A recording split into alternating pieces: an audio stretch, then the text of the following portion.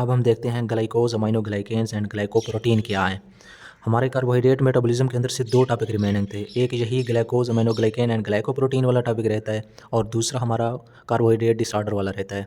Carbohydrate disorder में साथ साथ वैसे आपको बताता भी आया हूँ हर टॉपिक में, और जो डिसऑर्डर रह गई हैं वो आपकी खुद अपनी असेसमेंट है, वो आपने खुद तैयार करनी है। लेकिन ग्लाइकोज, अमाइनो ग्लाइकेन और ग्लाइकोप्रोटीन ये मेरे ख्याल से कोई स्टूडेंट ने इनका नाम भी नहीं सुना हुआ होगा। ये एक न्यू टर्म है, तो इसको हम तफसील से देखते हैं।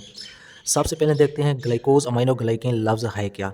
सबसे पहले तो इस लफ्ज़ का पता होना चाहिए। तो ये तीन लफ्ज़ों का मजमूआ है, ग्लाइकोज, अमाइनो और ग्लाइकेन्स। तो ये क्या है?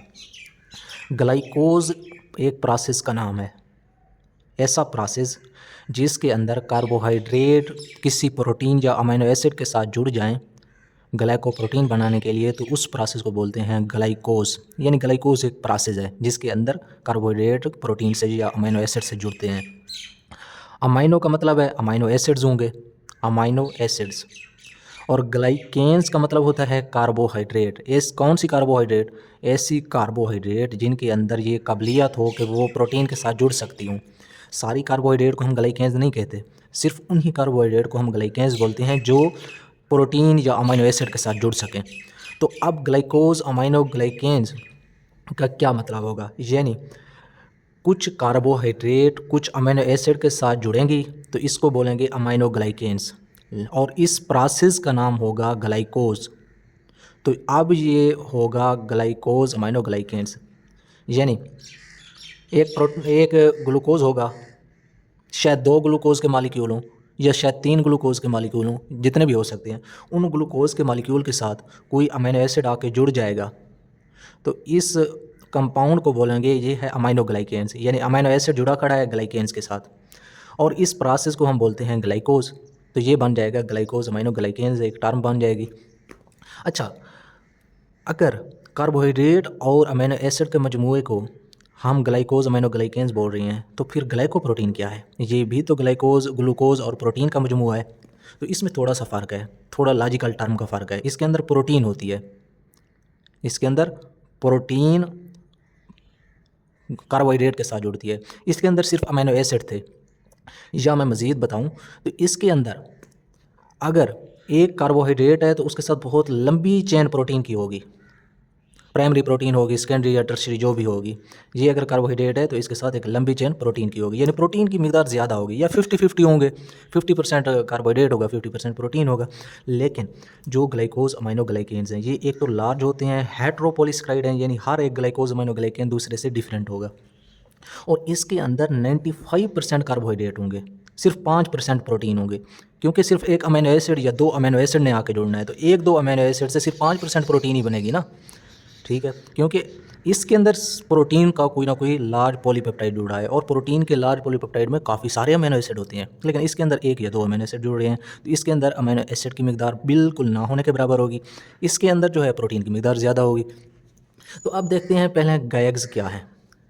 लफ्ज़ गैग्स जो है ना, ये है जी से मुराद ग्लाइकोज, ए से मुराद अमीनो एसिड और जी से मुराद ग्लाइकेन्स, ठीक है। तो ये गैग्स है ग्लाइकोज, अमीनो ग्लाइकेन्स का एक मुखफ़िफ़। तो ये गैग्स हम पढ़ते क्यों हैं? सबसे पहले तो ये पता होना चाहिए। हाँ, ये गैग्स हम इसलिए पढ़ते हैं कि जो हमारा एक्स्ट्रा सेलुलर फ्लूइड है ना, सेल के बाहर वाला फ्लूइड, उसके अंदर यही गैग्स होते हैं। वो फ्लूइड आपको पता है काफ़ी जेल लाइक होता है।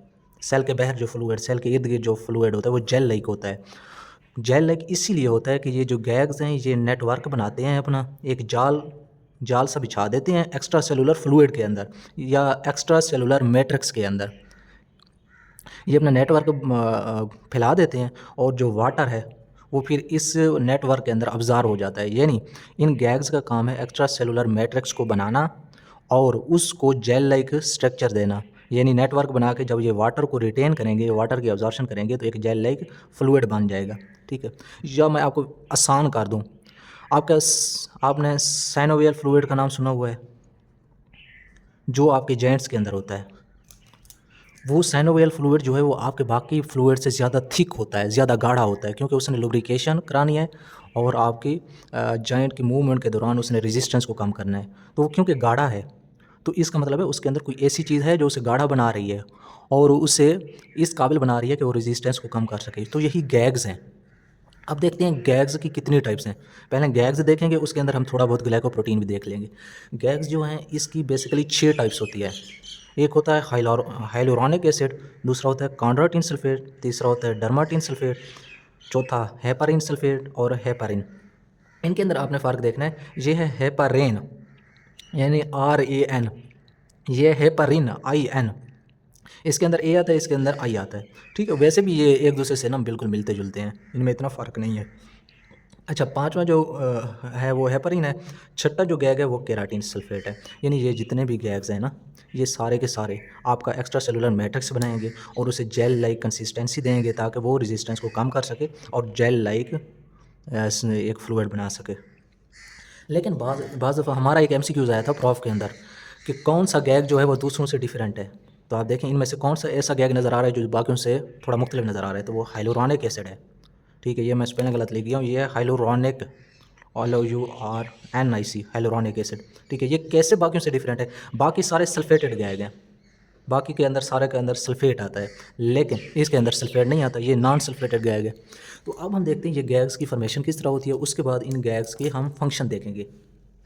वैसे तो सबका एक ही फंक्शन है कि ये एक्स्ट्रा सेलुलर मैट्रिक्स बनाते हैं, लेकिन हम तफसील से देखेंगे। गैग्स जो हैं आपको ऑलरेडी पता है कि ये किससे बनते हैं, ग्लूकोज से बनते हैं। ठीक है, यानी गैग्स का मैंने पहले बताया है कि कोई ग्लूकोज के मालिक्यूल होंगे, वो आपस में जुड़ेंगे और साथ में थोड़े बहुत कोई ना कोई अमीनो एसिड को अटैच कर लेंगे, तो वो बन जाएगा गैग्स। ठीक है, तो इनकी जब फॉर्मेशन होती है तो साफ ज़ाहिर है सबसे पहले ग्लूकोज आता है। ग्लूकोज कहाँ से आता है? ब्लड से आता है। चाहे ग्लूकोज ब्लड से आ जाए तब भी कोई मसला नहीं, या ग्लाइकोजन से आ जाए, सॉरी अगर ब्लड से आएगा ना तो ब्लड वाला ग्लूकोज ग्लूकोज 1 फास्फेट में कभी कन्वर्ट नहीं होता, वो डायरेक्ट ग्लूकोज 6 फास्फेट में कन्वर्ट होता है। ठीक है, और या ग्लाइकोजन से अगर आएगा ग्लूकोज तो वो पहले ग्लूकोज 1 फास्फेट में कन्वर्ट होगा और ग्लूकोज 1 फास्फेट फिर ग्लूकोज 6 फास्फेट में कन्वर्ट होगा। और आपको पता है जब ग्लूकोज 6 फास्फेट बन जाता है तो ये ग्लूकोज 6 फास्फेट फिर सेल के अंदर ये फंस जाता है, फिर बाहर नहीं निकल सकता, फिर इसका आगे प्रोसेस होना शुरू हो जाता है। तो ये सारा का सारा प्रोसेस होगा सेल के साइटोप्लाज्म में, माइटोकॉन्ड्रिया के अंदर नहीं होगा, ये साइटोप्लाज्म के अंदर होगा। ये सारा का सारा आपने पढ़ा हुआ है कि इस तरह की कन्वर्जन किस तरह होती है, यानी ग्लाइकोजन ग्लूकोज 6 फास्फेट में कैसे बनता है, तो ये आपने ग्लाइकोजिनोलाइसिस के अंदर पढ़ा हुआ है। ग्लूकोज 6 फास्फेट में कैसे कन्वर्ट होता है, ये आपने ग्लाइकोलाइसिस के अंदर पढ़ा हुआ है। अब ग्लूकोज 6 फास्फेट जो है ये कन्वर्ट हो जाता है फ्रक्टोज 6 फास्फेट में। तो इनमें मैं नहीं बताता कि किस तरह कन्वर्ट होते हैं, वो आपने ऑलरेडी पढ़े हुए हैं। लेकिन अब जो फ्रक्टोज 6 फास्फेट है ये आगे कन्वर्ट होता है ग्लूकोज अमाइनो ग्लाइकेन्स के अंदर। कैसे, आपने देखना है थोड़ा सा गौर से कि एक तो फ्रक्टोज था, ये फ्रक्टोज जो था ये ग्लूकोज में कन्वर्ट हुआ है, ये तो बात समझ में आ गई। और 6 फास्फेट वो 6 फास्फेट ही रहा है, लेकिन ये अमाइन लफ्ज़ कहाँ से आ गया है या अमाइनो लफ्ज़ कहाँ से आ गया है? ठीक है, तो इसके अंदर एक अमीनो एसिड इंटर हुआ है और उस अमीनो एसिड का नाम है ग्लूटामाइन। ग्लूटामाइन वो इंटर होता है, और जब वो इंटर होता है तो क्योंकि ये अमीनो एसिड है तो अब इसका नाम बन जाता है ग्लूकोज अमाइन 6 फास्फेट। तो ये एक ऐसा स्टेप है जो गैग्स की फॉर्मेशन के अंदर रेट लिमिटिंग स्टेप है। इसी पे आगे डिसीजन होता है कि जब ये बन गया है तो अब गैग्स लाजमी बनेंगे हर सूरत। ठीक है, इस पे डिसीजन ये होता है कि अब ग्लूकोज बाहर नहीं जा सकेगा। इस पे डिसीजन सेल ये करता है कि अब मैंने हर सूरत गैग्स बनाने हैं। तो अब चलते हैं ग्लूकोज, ये ग्लूकोज अमाइनो 6 फास्फेट कैसे बना है? ठीक है, कौन सा ऐसा इंजाइम था जो इसने बनाया है? ठीक है, तो वो इंजाइम है अमाइडो ट्रांसफेरेज। ठीक है, अमाइडो ट्रांसफेरेज, यानी अमाइडो का मतलब है अमाइनो एसिड, ट्रांसफेरेज यानी अमाइनो एसिड एक ट्रांसफ़र हुआ है, बाहर से ट्रांसफ़र हुआ है और वो फ्रक्टोज के साथ लग गया है। तो अब जब glucose amino glycan 6 phosphate, sorry glucose amino 6 phosphate ये आगे जब कन्वर्ट होता है तो इसके साथ एक एसिटाइल ए लगता है, इसके साथ एक एसिटाइल ए लगता है। ठीक है, एसिटाइल को एंजाइम ए, जब इसके साथ एसिटाइल को एंजाइम ए लग जाता है तो अब इसका कंपाउंड का क्या नाम होगा? अब होगा एन एसिटाइल, क्योंकि एसिटाइल लग चुका है और एन टर्मिनल पे लगा है अमीनो एसिड के एन टर्मिनल पे, इसलिए इसे बोलेंगे N acetyl glucose amine 6 phosphate. वैसे रहेगा ग्लूकोज अमाइन 6 फास्फेट। तो कौन सा ऐसा अपना एंजाइम है जो ये रिएक्शन कराता है। तो इसमें ना एंजाइम में आगे ज़रूरत नहीं है इतना गहराई में जाने की, बस आगे ये फोकस करना है कि ये कन्वर्जन किस इंटरमीडिएट से कौन सा इंटरमीडिएट बन रहा है, कैसे कन्वर्जन हो रही है। ठीक है, ज़्यादा हम एंजाइम्स में नहीं जाते आगे, वैसे ज़रूरत भी नहीं है इतना गहराई में जाने की। तो अब जब ये N acetyl glucose amine 6 phosphate बन जाता है, ठीक है, वैसे अगर आप देखें तो अब आपका जो N acetyl glucose amine 6 phosphate है ये कन्वर्ट होता है एक और इंटरमीडिएट में, उसको बोलते हैं N acetyl mannose 6 phosphate. N acetyl रहा है, अमाइन 6 फास्फेट अमाइन 6 फास्फेट रहा है, ठीक है। N acetyl mannosamine 6 phosphate है, ठीक है, मैनोज अमाइन। तो फ़र्क क्या हुआ है, यहाँ ग्लूकोज था वो ग्लूकोज मैनोज में कन्वर्ट हुआ है। ग्लूकोज और मैनोज का क्या फ़र्क है आपको पता है, सिर्फ और सिर्फ जो कार्बन नंबर 2 है ना उस पे OH जो है वो मुख्तलिफ जगहों पे होते हैं, कभी OH राइट साइड पे होगा तो वो ग्लूकोज होगा, लेफ्ट पे होगा तो मैनोज होगा, ये आपको पहले ही पता है। तो ये दोनों एक दूसरे के एपीमर्स हैं, तो कौन सा एंजाइम होगा ये कन्वर्जन कराने वाला, एपीमेरेज होगा, ठीक है। जब ये N acetyl mannosamine 6 phosphate बन जाता है तो अगला स्टेप है यही, ये मिलता है फास्फोइनोल पायरोवेट से, ये आपस में मिलते हैं दोनों। आपको ये तो पता है ना कि फॉस्फोइनोल पायरोवेट क्या है, ये ग्लाइकोलाइसिस के अंदर इंटरमीडिएट है जिससे ये फास्फोइनोल पायरोवेट जो है ये 3 फास्फोइनोल पायरोवेट 2 फास्फोइनोल पायरोवेट बनाता है, फिर ये पायरोविक एसिड बन जाता है, ये आपको पता है। तो ये वहाँ से फास्फोइनोल पायरोवेट ग्लाइकोलाइसिस से आया, वो इस N acetyl mannosamine 6 phosphate के साथ जुड़ गया और नतीजे के तौर पर क्या बना वो देखते हैं। ये मैनोज था 6 कार्बन वाला, फास्फोइनोल पायरोवेट था 3 कार्बन वाला, नतीजे के तौर पर 9 कार्बन वाला एक कंपाउंड बना है, उसको बोलते हैं न्यूरेमिक एसिड। लफ्ज़ 9 से आया है न्यूरेमिक एसिड, ठीक है, यानी 9 कार्बन वाला एक कार्बोहाइड्रेट है जिसके अंदर उसका एल्डिहाइड ग्रुप जो है वो कार्बोक्सिल के एसिड में कन्वर्ट हो चुका है, तो अब वो न्यूरेमिक एसिड है, ठीक है। तो अब एन एसिटाइल रहा है, ठीक है, मैनोज और फास्फोइनोल पायरोवेट मिल के न्यूरेमिक एसिड बना गए हैं और 6 फास्फेट रहा है। लेकिन ये कार्बन नंबर 6 पे फास्फेट जो था ये अब कार्बन नंबर 9 पे फास्फेट आ गया है, तो इसको बोलते हैं अब 9 फास्फेट, ठीक है। अब अगला स्टेप क्या है, जब ये एन एसिटाइल न्यूरेमिक एसिड 9 फास्फेट बन जाता है तो इससे आगे 3 कंपाउंड बनते हैं, ठीक है। एक बनता है सिलिक एसिड, एक बनता है गैंग्लियोसाइड्स और एक एक बनता है ग्लाइकोप्रोटीन। तो हम देखते हैं ये कहाँ कहाँ होते हैं और क्या काम करते हैं। ये हमारे मेन प्रोडक्ट हैं। जो सिलिक एसिड है ये सेल की सरफेस पे होता है, जब सेल की सरफेस पे होता है तो ये सेल के बाहर जो हार्मोन आके रुक जाते हैं ना, कौन से हार्मोन बाहर आके रुक जाते हैं, प्रोटीन नेचर वाले हार्मोन, पॉलीपेप्टाइड नेचर वाले हार्मोन, उनके अंदर सिग्नल भेजता है सेकंड मैसेंजर के तौर पे, ये आपने हार्मोन में पढ़ा हुआ है। तो ये सेल सिग्नलिंग करता है, यानी सेल मेम्ब्रेन में लगा हुआ है, सेल मेम्ब्रेन की सरफेस पे, और सेल के मेम्ब्रेन के बाहर जो पैगाम आएगा उसे पकड़ के सेल के अंदर देगा कि ये पैगाम मेरे बाहर से आया है और मैंने आप तक पहुँचा दिया है। तो इसका काम है सेल मेम्ब्रेन में बाहर से सिग्नल पकड़ के सेल को देना। और ये जब सेल सिग्नलिंग करने लगता है तो पहले रिकग्नाइजेशन करता है कि कौन सा हार्मोन आया है, कौन सा सिग्नल मैं अंदर दूं, तो रिकग्नाइजेशन और सिग्नलिंग करता है। जो गैंग्लियोसाइड है ये क्या करता है, ये सारे के सारे इसी एन एसिटाइल न्यूरेमिक एसिड 9 फास्फेट से बने हैं। जो गैंग्लियोसाइड है ये ग्लाइकोस्फिंगोलिपिड है एक किस्म का, ये आपने फास्फोलिपिड के अंदर पढ़ा था सेकेंड ईयर के, अगर जाए ना एफएससी सेकेंड ईयर में, एफएससी सेकेंड ईयर में आपने चैप्टर नंबर 2 के अंदर पढ़ा था फास्फोलिपिड। तो उसके अंदर आपने पढ़ा था कि फास्फोलिपिड जो है उसकी एक मिसाल है ग्लाइकोस्फिंगोलिपिड। तो ये कहाँ होता है, ये सेल मेम्ब्रेन के अंदर होता है, ये सेल मेम्ब्रेन की सरफेस पे होता है, ये सेल मेम्ब्रेन के अंदर इनवर्ड होता है, सेल मेम्ब्रेन में फंसा होता है। तो ये सेल की स्ट्रक्चर भी बना रहा है क्योंकि सेल मेम्ब्रेन के अंदर है, और उसके साथ ये सेल की सिग्नलिंग भी कर रहा है। अच्छा, कुछ ग्लाइकोप्रोटीन भी बनती हैं इसी से, न्यूरेमिक एसिड से। तो वो प्रोटीन, ग्लाइकोप्रोटीन क्या काम करती हैं, वो सेल की सिग्नलिंग भी करती हैं और वो बाज़ दफ़ा हार्मोन भी बना रही होती हैं। आपको पता है कुछ हमारे जो हार्मोन हैं वो ग्लाइकोप्रोटीन नेचर हैं, जैसे FSH, LH। आप कहेंगे कि FSH और LH तो ये प्रोटीन नेचर के थे, आपने बताया कि ये पॉलीपेप्टाइड नेचर के हैं। मैं कहूँगा कि हाँ बिल्कुल ये प्रोटीन नेचर यानी पॉलीपेप्टाइड नेचर के हैं, लेकिन इसके जो पॉलीपेप्टाइड चेन होती है ना, उस पॉलीपेप्टाइड चेन के एक सिरे पे थोड़ा सा ना कोई कार्बोहाइड्रेट का मॉलिक्यूल लग जाता है, तो इसलिए इसको आप ग्लाइकोप्रोटीन बोलते हैं। तो FSH और LH दरअसल प्रोटीन नेचर या पेप्टाइड नेचर के नहीं हैं, ये ग्लाइकोप्रोटीन नेचर के हार्मोन हैं। तो ये ग्लाइकोप्रोटीन जो है इम्यून रिस्पांस भी कराती हैं, क्योंकि ये सेल के स्ट्रक्चर में अपना रोल अदा करती हैं, यानी ये सेल मेम्ब्रेन के अंदर पाई जाती हैं। तो ये इस एन एसिटाइल न्यूरेमिक एसिड 9 फास्फेट से 3 हमारे मेन मालिक्यूल बने हैं, और इन 3 मेन मालिक्यूल के आपको फंक्शन आने चाहिए, और ये पता होना चाहिए कि गैंग्लियोसाइड किससे बना है, ग्लाइकोप्रोटीन किससे बना है, और सीलिक एसिड किससे बना है। अगला स्टेप क्या है, बाज़ दफ़ा ये जो एपिमराइजेशन हुई है, आपने देखा है कि ये जो ना कार्बन नंबर 6 पे फास्फेट था, ठीक है, इधर भी कार्बन नंबर 6 पे फास्फेट है, लेकिन यहाँ ग्लूकोज जो था उसके कार्बन नंबर 2 पे जो OH था इस साइड पे था, ठीक है, लेकिन यहाँ कार्बन नंबर 2 पे जो था OH जो था वो इस साइड पे आ गया, इसलिए इसे मैनोज का नाम दिया है।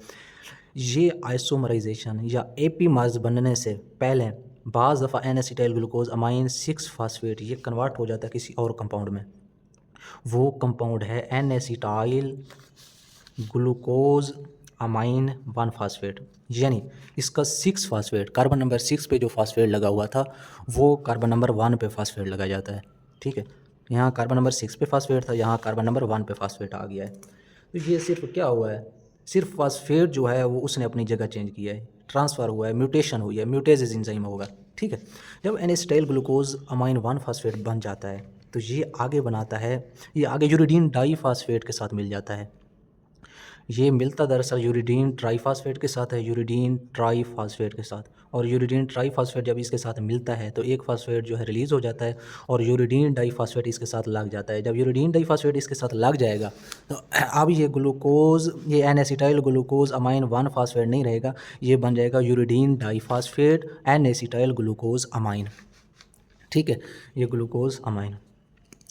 अब जब इसके साथ यूरिडीन डाईफास्फेट लग गया है तो यूरिडीन डाईफास्फेट क्या करने आया है, ये करवाने आया है एपीमराइजेशन, यानी ग्लूकोज को गैलेक्टोज में कन्वर्ट करने आया है, ठीक है। कौन सा एंजाइम होगा यहाँ इस्तेमाल, एपीमरेज। अच्छा, आप अगर पीछे जाएं तो यहाँ भी एपीमराइजेशन हुई है, यहाँ कार्बन नंबर 2 पे एपीमराइजेशन हुई है। कार्बन नंबर 2 पे जो एपीमर्स बनते हैं वो ग्लूकोज का मैनोज बनता है, लेकिन यहाँ पे जो एपीमराइजेशन हो रही है वो कार्बन नंबर 4 पे हो रही है। कार्बन नंबर 4 पे जो OH है वो राइट से लेफ़्ट जा रहा है, तो अब वो ग्लूकोज से गैलेक्टोज बन जाएगा, बाकी सारा का सारा सेम रहा है। अब जब N acetyl uridine diphosphate N acetyl galactose amine बन जाता है तो ये आगे 3 मेन प्रोडक्ट बनाता है। हमारा काम है उन 3 मेन प्रोडक्ट को पढ़ना, ठीक है। वो 3 मेन प्रोडक्ट कौन सी बनती हैं, एक बनता है कॉन्ड्रोटिन सल्फेट, एक बनता है डर्माटिन सल्फेट, एक बनता है ग्लाइकोप्रोटीन्स। आपको पता है डर्माटिन सल्फेट और कॉन्ड्रोटिन सल्फेट ये दोनों के दोनों आपके गैग्स में हैं। कॉन्ड्रोटिन सल्फेट भी आपका गैग्स है, डर्माटिन सल्फेट भी आपका गैग्स है। अब देखते हैं इनके फंक्शन। जितने भी आपके गैग्स हैं ना वो डाइसक्राइड हैं, यानी उनके अंदर सिर्फ 2 कार्बोहाइड्रेट के मालिक्यूल होंगे और एक जो है अमीनो एसिड लगा हुआ होगा। तो इसके अंदर कॉन्ड्रोटिन सल्फेट भी, इसके अंदर भी 2 ग्लूकोज के मालिक्यूल हैं, वो आपस में अटैच हैं, ठीक है, और एक जो है इनके साथ अमीनो एसिड लगा हुआ है। वो अमीनो एसिड जो था वो ग्लूटामाइन था, जो पीछे हमने देखा है वो ऐड हुआ था, ठीक है। तो अब हम देखते हैं कि जब ये uridine diphosphate N acetyl galactose amine से बन रहा है तो इससे बनने वाला तो सिर्फ एक गैलेक्टोज रखना चाहिए था उसने, लेकिन एक गैलेक्टोज जो इसके अंदर था वो एक ग्लूकोज और भी आ जाता है, ठीक है। एक गैलेक्टोज यहाँ से आता है, ठीक है, एक ग्लूकोज जो था वो सेल के अंदर से आ जाता है, डाइसक्राइड बन जाता है और उसके साथ एक अमीनो एसिड ऑलरेडी अटैच था, ठीक है, वो अमाइन था जिसे हम अमाइन बार बार बोल रहे हैं, ये ग्लूटामाइन है, ठीक है। अब जब ये कॉन्ड्रोटिन सल्फेट बन गया है तो ये आपको पता है ये डाइसक्राइड है, ठीक है। अगर ये डाइसक्राइड यूनिट है तो ये किस किस से बना हुआ है, तो ये एन एसिटाइल एक तो इसी से बना हुआ है ना, देखो यूरिडीन डाइफास्फेट जो है वो अलहदा हो गया है, पीछे क्या बचा है एन एसिटाइल गैलेक्टोज अमाइन, तो एक तो इसी एन एसिटाइल गैलेक्टोज अमाइन का यूनिट होगा और दूसरा होगा ग्लूकोज का मालिक्यूल। वो ग्लूकोज जो है वो सेल के साइटोप्लाज्म के अंदर मौजूद होता है। वो जो ग्लूकोज आता है वो ग्लूकोज ऐसे नहीं आता, वो अपना एल्डिहाइड ग्रुप को कार्बोक्सिलिक एसिड में कन्वर्ट करके आता है। तो अब उसको ग्लूकोज नहीं कहेंगे बल्कि ग्लूकोरोनिक एसिड बोलेंगे। तो मैं अब कह सकता हूँ कि एक ग्लूकोज का मालिक्यूल मिला है और एक ये वाला इंटरमीडिएट मिला है, तो इन्होंने कॉन्ड्रोटिन सल्फेट बनाया है, ठीक है। तो कार्नोटिन सल्फेट की क्या प्रॉपर्टीज़ हैं? ये एक तो मोस्ट इम्पॉर्टेंट जो गैग है ना यही है। ये कहाँ कहाँ पाया जाता है? ये आपके कार्टिलेज में पाया जाता है, आपके टेंडन्स में, लिगामेंट्स में और एओर्टा में। आपको पता है ये कार्टिलेज, टेंडन, लिगामेंट, एओर्टा ये सारे के सारे थोड़ा सा सख्त होते हैं। लिगामेंट्स, टेंडन्स जो हैं ये आपके स्ट्रांग होते हैं। तो ये उनके फाइबर्स को होल्ड करके रखता है और टाइट करके रखता है। और कहाँ पाया जाता है? एक्स्ट्रा सेलुलर फ्लूइड के अंदर। ठीक है। ये टेंडन लिगामेंट को यानी ताकत देता है, उनको टूटने नहीं देता। ठीक है। अब डर्माटिन सल्फेट क्या है? ठीक है, इसके ना फंक्शन लिखने के लिए मेरे पास स्पेस नहीं थी, इसलिए मैं आपको इधर ही बता देता हूँ। जो डर्माटिन सल्फेट है, साफ ज़रा इसके अंदर एक मॉलिक्यूल तो यही होगा, एन एसिटाइल ग्लैक्टोज अमाइन का। ठीक है, एक तो एन एसिटाइल ग्लैक्टोज अमाइन होगा। ये मसलन एक molecule N acetyl galactosamine का था। अमाइन का मतलब है कि एक अमीनो एसिड भी साथ अटैच था। और दूसरा मॉलिक्यूल जो इसके साथ मिला है वो कौन सा मिला है? वो भी ग्लूकुरोनिक एसिड का मिला है, वही ग्लूकुरोनिक एसिड का। लेकिन एन एसिटाइल ग्लैक्टोज अमाइन और ग्लूकुरोनिक एसिड का मजमूआ तो कार्नोटिन सल्फेट कहलाता है, तो इससे डर्माटिन सल्फेट कैसे बोल रहे हैं? ठीक है, तो इसके अंदर ग्लूकुरोनिक एसिड की एक और किस्म होती है।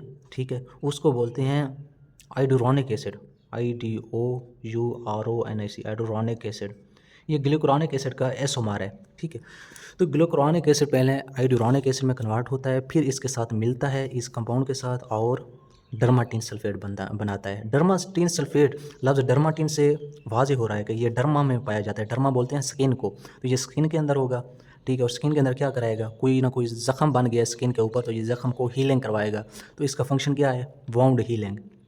अच्छा, इसके अलावा हमारी ब्लड वेसल के अंदर भी थोड़े बहुत ज़ख़म होते हैं, हमारी ब्लड वेसल भी फट जाती हैं, उनके अंदर भी सुराख होते हैं, वहाँ भी वाउंड हीलिंग करानी होती है। तो ये ब्लड वेसल के अंदर भी पाया जाता है और आपके हार्ट वाल्व के अंदर भी पाया जाता है। वहाँ भी आपके वाल्व अगर लीक हो रहे हैं तो ये उनकी भी हीलिंग करवा के उनकी भी मरम्मत कराएगा। ठीक है, तो ये है डर्माटिन सल्फेट।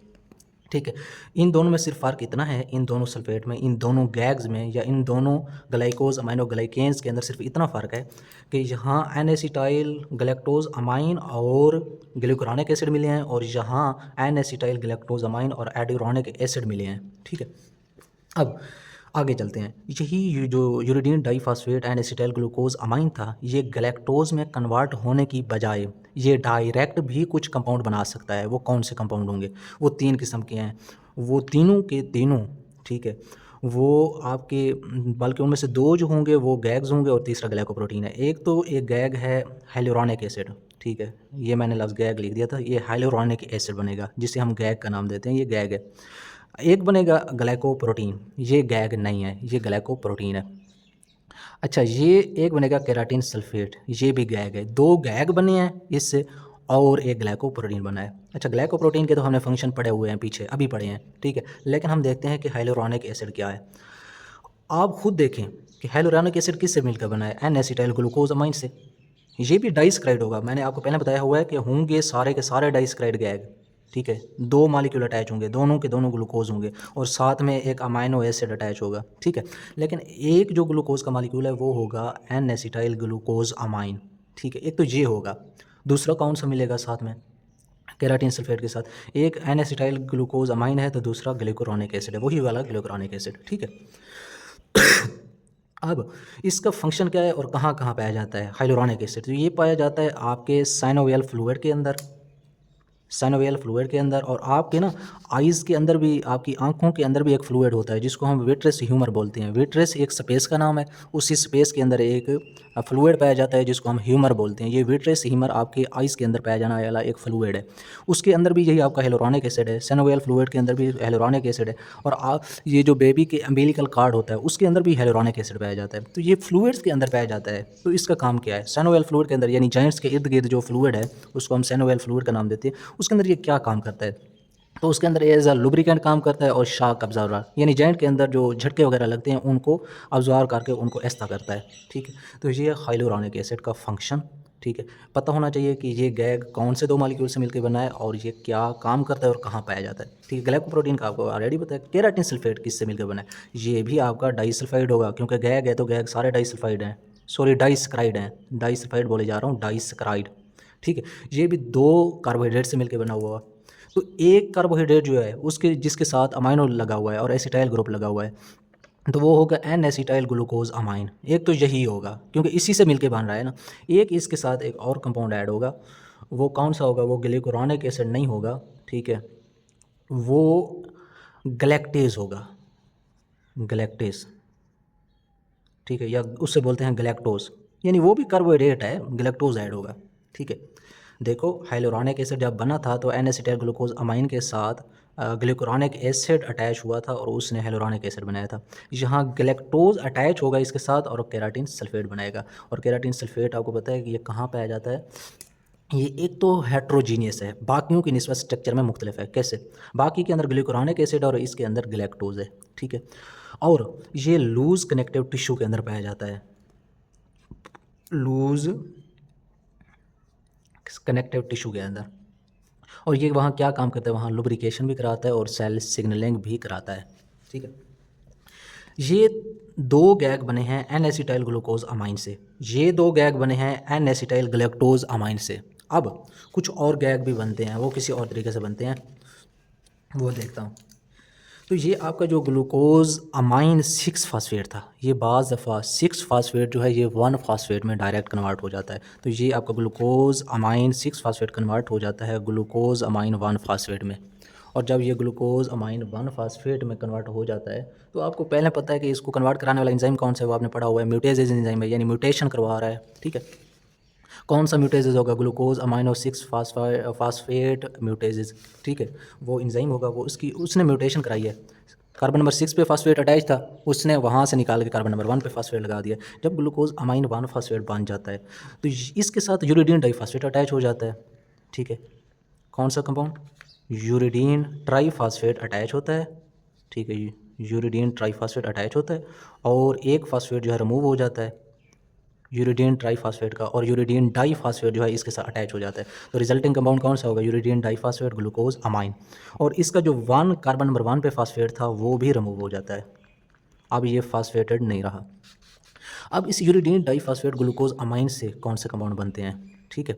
तो सबसे पहले इसका यूरिडीन डाईफास्फेट जो है वो अलहदा हो जाता है। यूरिडीन डाइफास्फेट इसके साथ सिर्फ लगा था ताकि ये किसी और कार्बोहाइड्रेट के साथ मिला के डाइसक्राइड बनाए, और डाइसक्राइड किसी गैग का हिस्सा होना चाहिए, ठीक है। तो ये यूरिडीन डाइफास्फेट का काम था इस ग्लूकोज को किसी और कार्बोहाइड्रेट के साथ मिलाना। तो जब यूरिडीन डाइफास्फेट इस ग्लूकोज अमाइन को पकड़ के ग्लिकुरोनिक एसिड के साथ मिलाएगा तो तब बनेगा हेपारीन। और जब यही यूरिडीन डाइफास्फेट इस ग्लूकोज को पकड़ के किसी ग्लूकुरोनिक एसिड के साथ मिलाएगा तो वहाँ हेपारीन की बजाय हेपारेन भी बन सकता है, ठीक है। तो अब देखते हैं हेपारीन और हेपारेन में क्या फ़र्क है। तो आपको पता है जो हेपारीन है ये किससे मिलकर बना है, एक डाइसक्राइड है, ठीक है। एक तो ग्लूकोज का मालिक्यूल यही होगा, ग्लूकोज अमाइन होगा, ठीक है। एक ग्लूकोज अमाइन होगा और दूसरा साथ में कौन सा मिला है, कार्बोहाइड्रेट, ठीक है, वो मिला है ग्लूकुरोनिक एसिड, ग्लूकुरोनिक एसिड। ग्लूकुरोनिक एसिड साथ में मिला है, ठीक है, और नतीजे के तौर पे एक डाइसक्राइड बना है जिसको हम हेपारिन बोलते हैं। तो अब हेपारिन किन किन चीज़ों का मजमूआ है, ग्लूकोज अमाइन और ग्लूकुरोनिक एसिड का। और ये आपका इंट्रासेलुलर गैग है, ये याद रखना है। बाकी जितने भी हमने गैग पढ़े हैं वो मोस्टली एक्स्ट्रा सेलुलर गैग से या किसी सेल मेम्ब्रेन की सरफेस पे थे या सेल मेम्ब्रेन का हिस्सा थे। ये इंट्रासेलुलर गैग है, ठीक है। ये कहाँ पाया जाता है, ये मास्ट सेल में पाया जाता है। मास्ट सेल आपको पता है ये आपके लिम्फोसाइट और मोस्टली कन्वर्ट होते हैं मास्ट सेल के अंदर, या ब्लड सेल, पता नहीं कौन सी टाइप थी, वो ब्लड सेल की एक टाइप थी, वो मास्ट सेल में कन्वर्ट होती है। और उस मास्ट सेल के अंदर यही हेपारिन अटैच होता है और उन्हें मास्ट सेल में कन्वर्ट करता है, ठीक है। मतलब मेरा कहने का मतलब है कि किसी ब्लड सेल, कोई ना कोई ब्लड सेल होगा, उसके साथ यही हेपारिन मिलता है ब्लड सेल के साथ, और वो ब्लड सेल मास्ट सेल बनाता है। तो ये मास्ट सेल के अंदर भी हेपारिन होगा, लीवर के अंदर भी हेपारिन होगा, लंग्स के अंदर और आपकी स्किन के अंदर। ये इनके अंदर क्या काम करता है, ये एज अ एंटी कोगुलेंट काम करता है, ठीक है। आपने एक गैग पढ़ा है जो वाउंड हीलिंग करा रहा था, यानी डर्माटिन सल्फेट वाउंड हीलिंग करा रहा था। तो उसका काम था कोआगुलेशन कराना, यानी खून को जमा के, यानी कोआगुलेट करा के हील कराना ज़ख़म को। लेकिन ये उसके एंटी है हेपारिन, ये क्या करता है, ये एंटी कोआगुलेशन कराता है, ये हीलिंग नहीं होने देता, यानी ये ब्लड के अंदर खून के लोथड़े नहीं बनने देता। अगर खून के लोथड़े बन जाएँ तो क्या होगा, हार्ट अटैक हो जाएगा, वो लोथड़ा किसी न किसी नाली के अंदर फंस जाएगा। अच्छा, हेपारिन क्या काम करता है, ठीक है। हेपारिन का आपको पता होना चाहिए, ये एक तो ग्लूकोज अमाइन और ग्लूकुरोनिक एसिड से मिलकर बना है, यानी जिस तरह का ये था गैग ये उसी तरह का गैग है, स्ट्रक्चर बिल्कुल सेम है, सिर्फ थोड़ा सा फ़र्क है, ठीक है।